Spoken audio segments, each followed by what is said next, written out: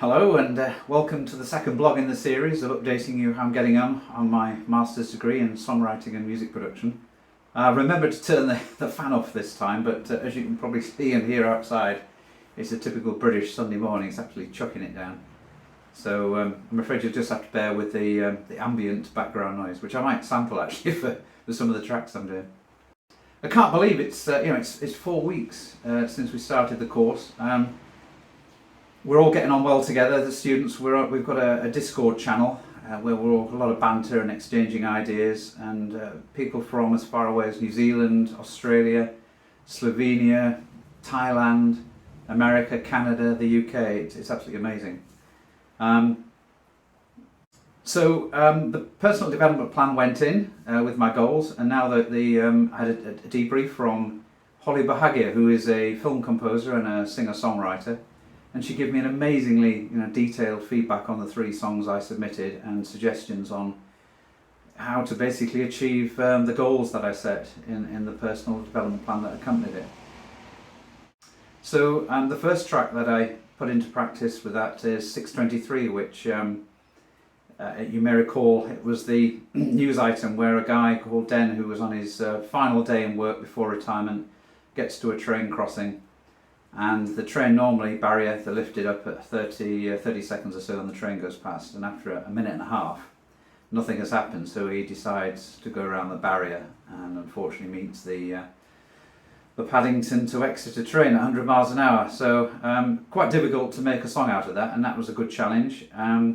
So I've hopefully pushed the boat out a little bit on my journey to trying to become a little bit less safe and exploring sampling, audio stretching. I did manage to achieve the goal of using an organic instrument, which a bit of percussion. It was an empty coffee tin, not quite up to guitars and real violins and things, but hey, Rome wasn't built in a day. We've got to start somewhere.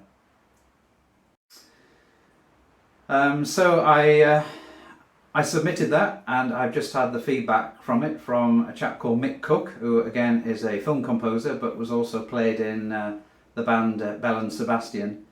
And again, incredibly detailed feedback, areas that I've done well in, areas that he's basically saying, as they're all probably going to say, is just unshackle the chains, Bob, just go for it, be extreme as you can, just see where it takes you, and hopefully there'll be some sort of happy accidents along the way, and it will still sound melodic and cohesive. So that's what I'm trying to do with the next track, which is I'm currently working on, which is Dover Cliffs.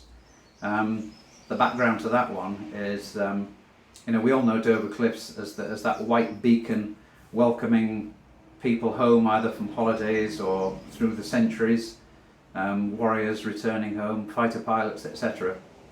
But it also has a dark side that about 2 people every month jump off the cliffs. And this story is about the emergency services were looking for somebody who jumped off the cliff. And when they were looking, sadly they found a brother and sister, similar age to me, who'd done the same thing. So the task with this one is obviously to get the dark side and the bright side, whilst being true to reflecting the sadness of the story. So I'm using down tempo, which basically uses beats and very sort of atmospheric sounds. And as part of the research for that, I've already listened to some down tempo music by Chris Zippel and Bliss, but I came across an artist called Tycho, and I'll link in the list, in the description below, the track that I listened to called No Stress, and it's beautiful, a really nice track. So. I used another organic instrument, really pushing the boat out, a cabasa.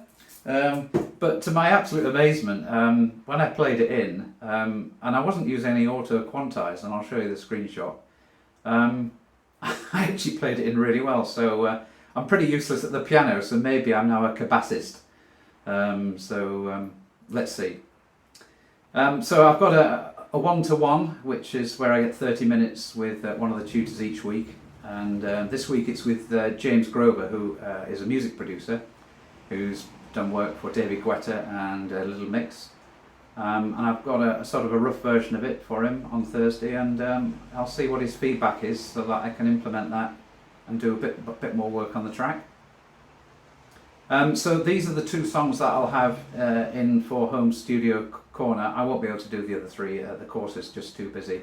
But they will get done at a later stage, and I will be implementing them as part of the course.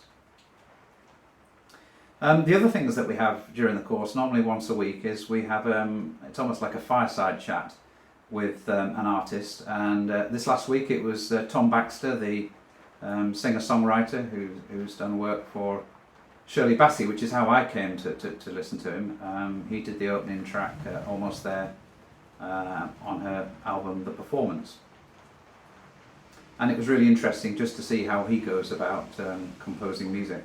The previous week we had Luke Morley, who is the main writer for the British rock band Thunder, and again really enlightening as to how these professional singer-songwriters go about composing their music.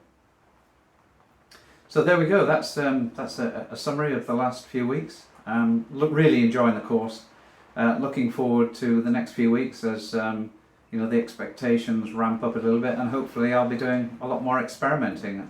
So until then, all the best.